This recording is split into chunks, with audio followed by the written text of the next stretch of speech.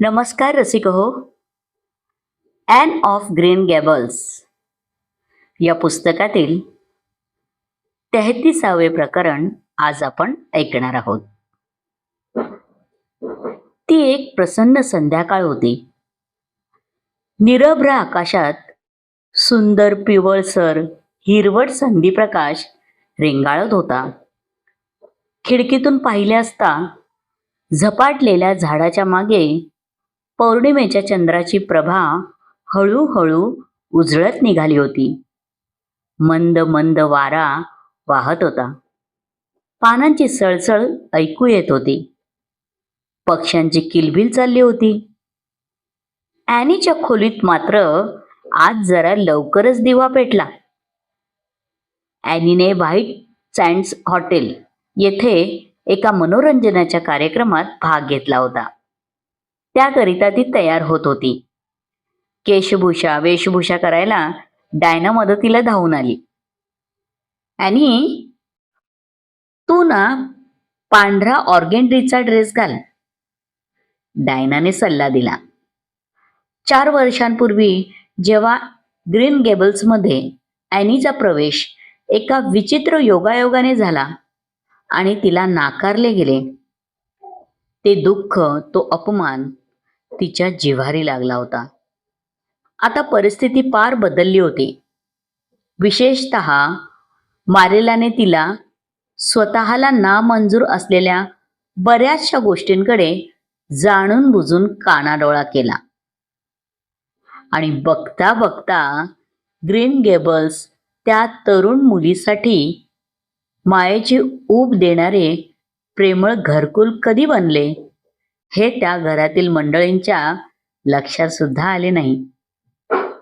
गुलाबाची फुले असलेल्या मखमली गालीच्या आणि गुलाबी रंगाचे पडदे हे ॲनीने सुरुवातीला पाहिलेले स्वप्न, ते काही साकार झाले नव्हते, पण तिला त्याचे दुःख वाटत होते असे मात्र नव्हते.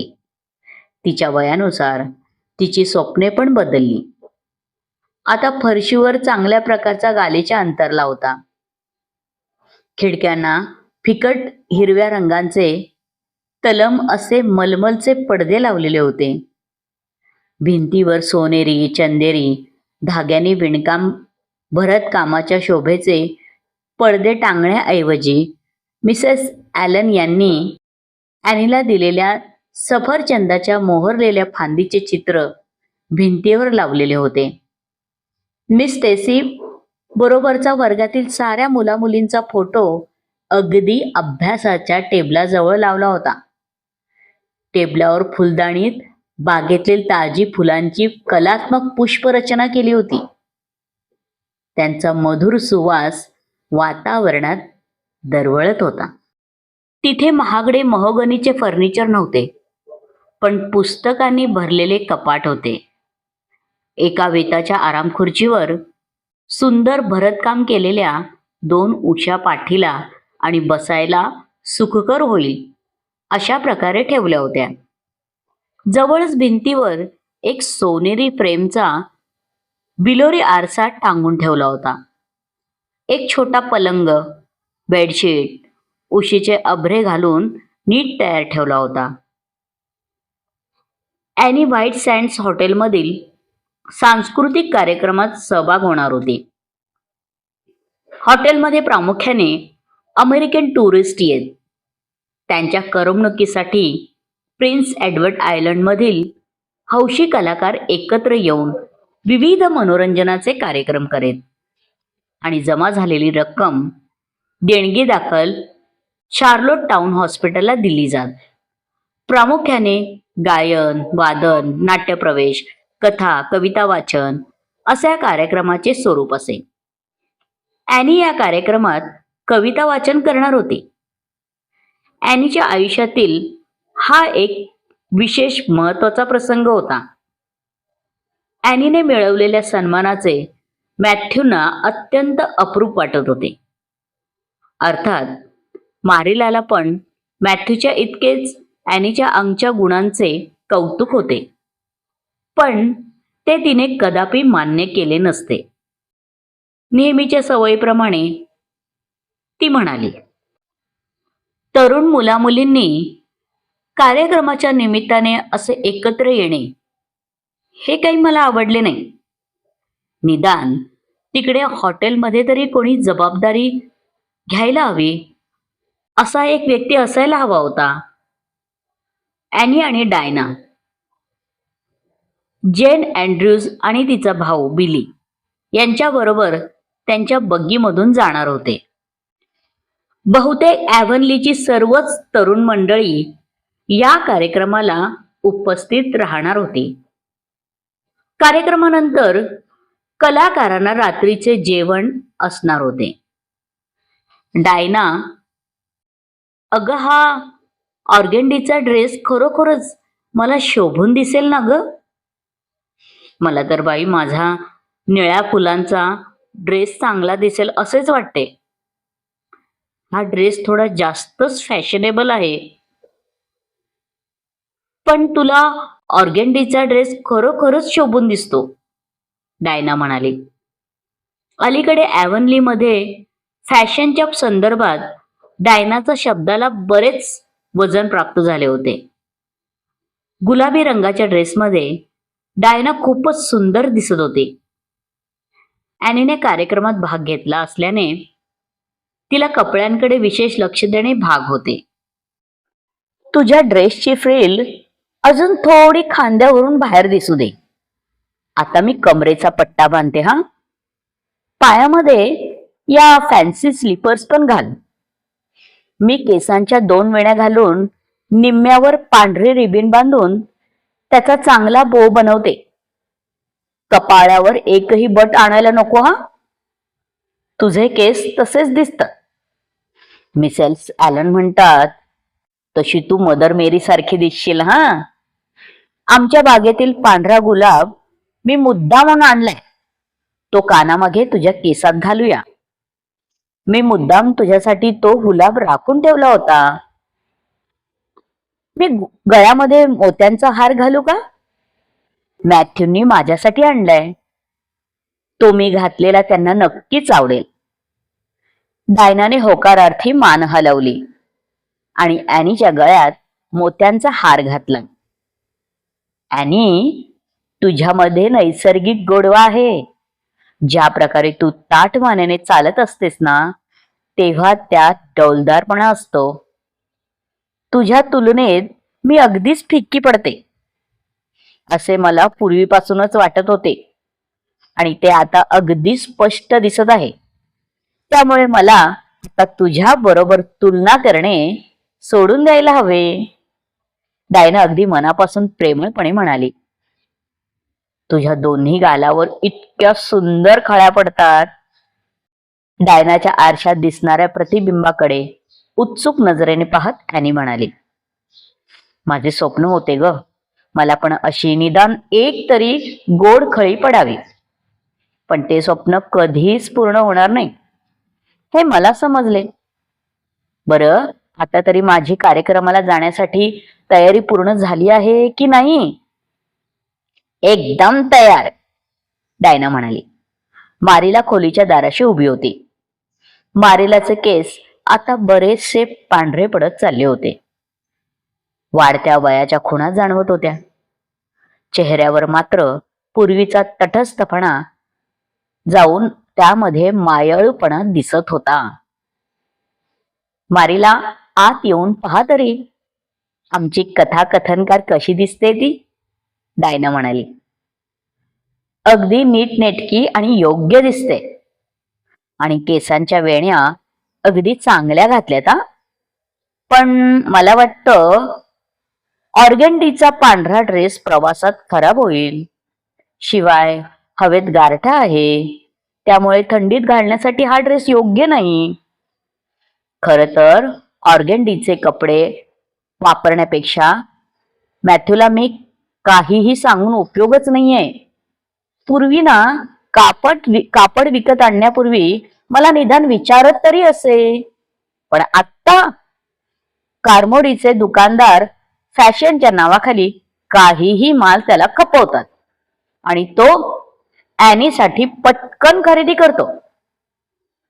ॲनी, तुझ्या स्कर्ट बग्गीमध्ये नीट सावरून बस हा, नाहीतर चाकांमध्ये अडकेल.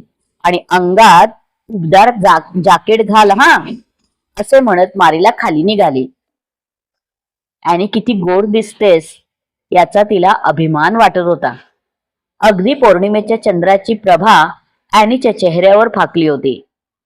मारिलाला तिचे सादरीकरण ऐकण्यासाठी उत्सुकता होती, पण कार्यक्रमास उपस्थित राहता येत नसल्याने ती मनातून नाराज होती.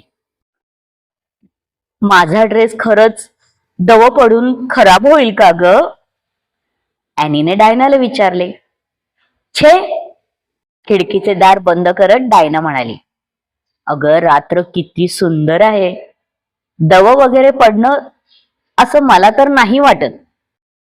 बाहेर बघ, किती चांदणं पडलेलं आहे ते. होय, खरंच. माझी खोली पूर्व दिशेला आहे, याचा मला खूप आनंद वाटतो. रोज सकाळी समोरच्या टेकडी मागून सूर्योदय होताना पाहणे अतिशय आनंददायी अनुभव आहे. रोज एक नवीन सकाळ. असे वाटते रोज माझा अंतरात्मा सूर्यप्रकाशात न्हावून निघत आहे. डायना, अगं, मला ही छोटी खोली ना खूप आवडते. पुढच्या महिन्यात मी परगावी गेल्यावर माझ्या या खोलीशिवाय माझं कसं जमणार हे मला माहित नाही. आज रात्री ॲव्हनली सोडून जाण्याबद्दल बोलूया नको? डायना कळवळून म्हणाली. मला आज त्यांचा विचार करायचा नाही, त्याचा मला फार त्रास होतो. मला आजची संध्याकाळ आनंदात घालवायचे. तुझे पाठांतर पूर्ण झाले आहे ना ग? तुला भीती तर नाही ना वाटत? अगं नाही, मी अनेकदा त्यांचे प्रयोग सार्वजनिक ठिकाणी केलेत. मला सर्व तोंडपाठ आहे. ती एक दुःखी कविता आहे, द मॅडन्स वाव. लॉरा स्पेन्सर एक विनोदी कथा वाचन करणार आहे. परंतु मला लोकांना हसण्यापेक्षा रडवायला आवडेल. अगं, जर तुला वन्स मोर मिळाला तर परत एकदा म्हणून दाखवणार का? छे, वन्स मोर वगैरे काही मिळणार नाही, ॲनी म्हणाली. पण मनातून मात्र आशा बाळगून होती की दुसऱ्या दिवशी सकाळी ब्रेकफास्टच्या वेळी मॅथ्यूना वर्णन करून सांगताना वन्स मोर मिळाल्याचे अभिमानाने सांगता येईल. बिली अँड्रूजने आग्रहाने ॲनीला बग्गीमध्ये समोरच्या सीटवर बसण्याची विनंती केली. खरे तर ॲनीला डायना आणि जेन सोबत मागे गप्पा मारत बसायला आवडले असते, पण बिलीला वाईट वाटले म्हणून ती पुढे बसायला तयार झाली. बिली 20 वर्षांचा तरुण मुलगा होता. अंगाने थोडा जाड, बोलायला अबोल होता. त्याला ॲनीचे खूप कौतुक होते. तिच्या समवेत हॉटेल व्हाईट सँड्स मध्ये जाताना त्याला अभिमान वाटत होता. ॲनी अधूनमधून मागे मान वळून डायना आणि जेन बरोबर गप्पा मारत होती. मधूनच बिली बरोबर हसत हसत प्रवासाचा आनंद लुटत होती. रस्त्याने बऱ्याच बग्ग्यांची गर्दी झाली होती. बहुतेक सर्वच व्हाईट सँड्स हॉटेलमध्ये चालल्या होत्या. प्रत्येक वाहनातून हास्य विनोदाचे आवाज ऐकू येत होते. ते हॉटेलवर पोहोचले तेव्हा सगळीकडे प्रकाशाचा झगमगाट होता. तिकडे ॲनीला आयोजन समितीच्या स्त्रिया भेटल्या. त्यांनी कलाकारांच्या ड्रेसिंग रूम मध्ये नेले. Makeup room Charlotte town symphony क्लबच्या सदस्यांनी भरलेली होती. तिकडे गेल्यावर ॲनीला एकदम लाजल्यासारखं झालं. तेथील उच्चभ्रू लोकांच्या मध्ये आपण अगदीच खेडवळ दिसत आहोत या जाणीवेने तिला दडपण आलं. तिच्या आजूबाजूला श्रीमंताचे जणू प्रदर्शनच भरलेले दिसत होते. उंची रेशमी झुळझुळीत कपड्यांची सळसळ जाणवत होती.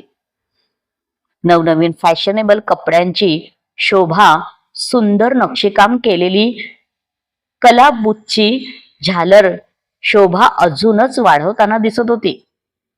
आणि या सगळ्या पुढे ॲनीला ग्रीन गॅबल्स मध्ये अतिशय सुंदर भासणारा आपला ड्रेस अगदी साधा आणि मामूली वाटू लागला.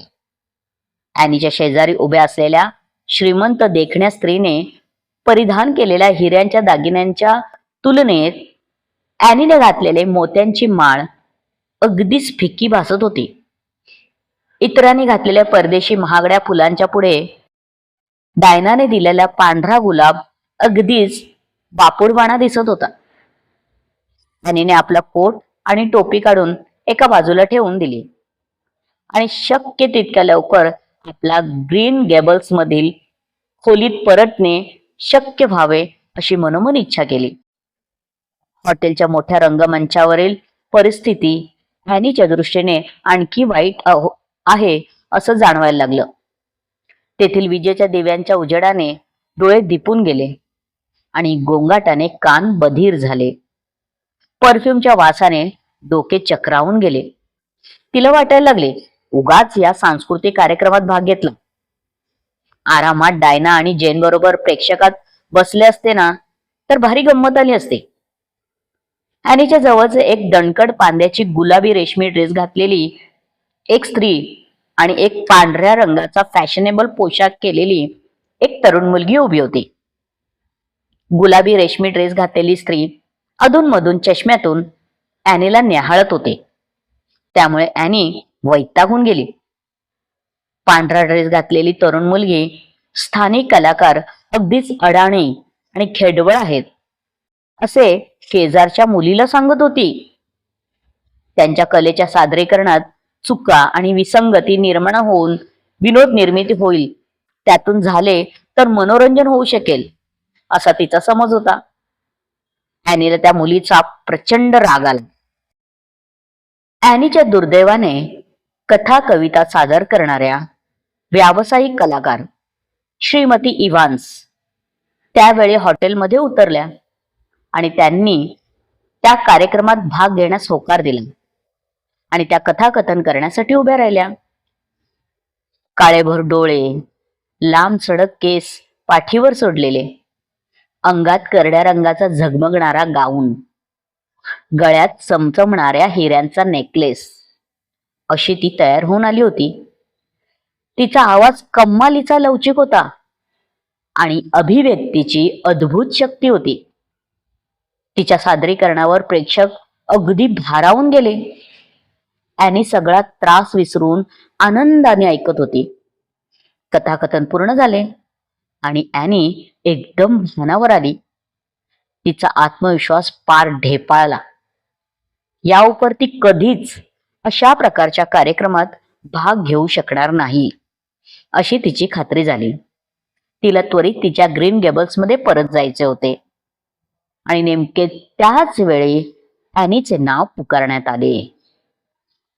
ॲनीला रंगमंचावर बोलावण्यात आलेले पाहून पांढरा ड्रेस परिधान केलेली मुलगी एकदम चमकली. तिच्या नजरेत कौतुकाची छटा दिसत होती, पण ते समजून घ्यायला ॲनी भानावर नव्हती. ती कशी बशी उठून उभी राहिली, पण तिला आपल्या भोवतालचे जग फिरत आहे असे वाटू लागले. तिचा चेहरा एवढा उतरला की प्रेक्षकांमध्ये बसलेल्या डायना आणि जेन चिंतेत पडल्या आणि दोघींनी एकमेकांचे हात घट्ट पकडून ठेवले आणि पुढे काय होते हे पाहण्यासाठी तयार झाल्या.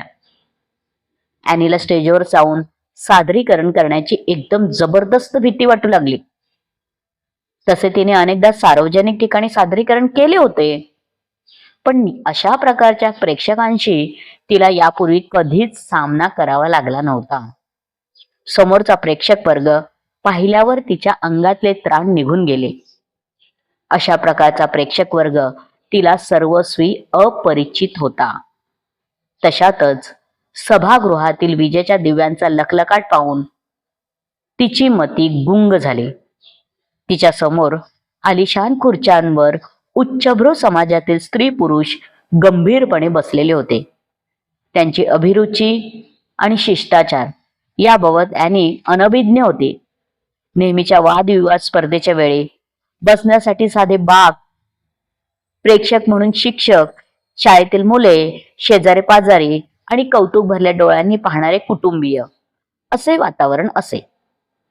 ॲनीचा असा समज झाला की इथे असलेले प्रेक्षक एकतर कठोर टीका करणारे असतील किंवा त्या पांढऱ्या ड्रेस घातलेल्या मुलीने म्हटल्याप्रमाणे खेडवळ कलाकारांच्या सादरीकरणाची गंमत पाहायला आले असावेत. ॲनी निराश झाली. तिला आपल्या असहाय्यपणाची लाज वाटू लागली आणि तिला दुःखही झाले. तिचे पाय थरथरायला लागले, हृदयाची धडधड वाढली आणि डोळ्यापुढे अंधारी आल्यासारखे वाटू लागले. तोंडातून शब्द देखील फुटेना. तिथे थांबून होऊ घातलेल्या नामुष्कीपेक्षा तेथून तत्क्षणी पलायन करण्याचा मार्ग उचित वाटला. तेव्हा तिच्या भीतीने विस्फारलेल्या डोळ्यांनी सर्वात शेवटच्या रांगेत उभा असलेला गिल्बर्ट ब्लीथ दिसला. हसत हसत तो पुढे वाकून जोसिफायकडे पाहत होता. ते पाहून ॲनीला गिल्बर्ट तिच्या फजितीवर कुत्सितपणे हसत आहे असे वाटू लागले. पण प्रत्यक्षात तसे काहीच नव्हते. गिल्बर्ट सहजच हसत होता. एकंदरीत मनोरंजनाचा कार्यक्रमाला खूपच रंगत आली. शिवाय आज ॲनीच्या बदलल्या रूपाचे त्याला मनापासून कौतुक वाटत होते. जोसिफाय त्याच्या शेजारी बसली. त्या दिवशी ती गिल्बर्टच्या बरोबर त्यांच्याच गाडीतून आली. तिच्या चेहऱ्यावर मात्र खरोखरीच उपरोधिक हास्य होते, पण ते ॲनीला दिसले नाही आणि तिने ते पाहिले असले तरी त्याची फारशी पर्वा केली नसते. ॲनीने एक दीर्घ श्वास घेतला. झटकन मान वर उचलली. धैर्य आणि दृढनिश्चय विजेच्या वेगाने तिच्यामध्ये प्रवेश करते झाले. गिल्बर्ट ब्लीथ समोर ती अयशस्वी होणार नव्हती. ती कधीही त्याला तिची टिंगल टवाळी करण्याची संधी देणार नव्हती. कधीच नव्हती. तिची भीती आणि अस्वस्थता नाहीशी झाली आणि तिने कविता सादर करायला सुरुवात केली. तिचा गोड आवाज जरा सुद्धा कंप न पावता सभागृहाच्या शेवटच्या प्रेक्षकांपर्यंत स्पष्टपणे थेट पोहोचला. तिने पूर्णपणे स्वतःवर आणि सादरीकरणावर नियंत्रण मिळवले. नुकत्याच अनुभवलेल्या भीतीवर मात करून ॲनीने पूर्वी कधीही केली नव्हती इतक्या अप्रतिमपणे कविता सादर केली. जेव्हा तिचे कविता पठण संपले तेव्हा सभागृहात टाळ्यांचा कडकडाट झाला. भारावून गेलेली ॲनी थोडी लाजत आनंदाने हरखून तिच्या जागेवर परत गेली. तिच्या शेजारच्या गुलाबी रंगाचा रेशमी पोशाख केलेल्या महिला तिचा हात धरून तो हलवून म्हणाली, मुली, तू खूपच सुंदर कविता म्हणालीस. मला तर ऐकताना रडायला येत होते. ते बघ, तुला परत व्यासपीठावर वन्स मोर साठी बोलावलंय. छे, मी परत एकदा म्हणू शकणार नाही. ॲनी गोंधळून गेली. पण तरीही मला म्हणायला हवे, नाहीतर मॅथ्यूना वाईट वाटेल. मला वन्स मोर मिळणार याची त्यांना खात्री होती. तर मग पळ, मॅथ्यूना निराश करू नकोस, ती महिला हसून म्हणाली. हसमुख चेहऱ्याने ॲनी परत रंगमंचावर गेली आणि परत एकदा प्रेक्षकांच्या विनंतीस मान देऊन कवितेचा थोडा भाग म्हणून दाखवला. प्रेक्षकांनी परत एकदा टाळ्यांच्या गजरात तिचे कौतुक केल्या. उरलेली संध्याकाळ तिच्यासाठी विजयी संध्याकाळ होती. जेव्हा मनोरंजनाचा कार्यक्रम संपला तेव्हा ॲनीच्या शेजारच्या गुलाबी पोशाखातील महिलेने तिला अगत्याने स्वतः बरोबरच बसवून घेतले आणि तेथील प्रतिष्ठित मंडळींशी तिची ओळख करून दिली. ती महिला स्वतः एका लक्षाधीश अमेरिकन उद्योगपतीची पत्नी होती. व्यावसायिक कलाकार श्रीमती इव्हान्स आल्या आणि ॲनी बरोबर गप्पा मारल्या. त्यांनी तिच्या आवाजाचे खूप कौतुक केले आणि कवितेच्या निवडीसाठी प्रशंसाही केली. अगदी त्या पांढऱ्या ड्रेसमधील मुलीने ॲनीचे कौतुक केले. हॉटेल व्हाईट सँड्स तर्फे रात्रीची मेजवानी आयोजित केली गेली होती. त्यामध्ये डायना आणि जेनला पण ॲनीचे सोबत म्हणून बोलावले.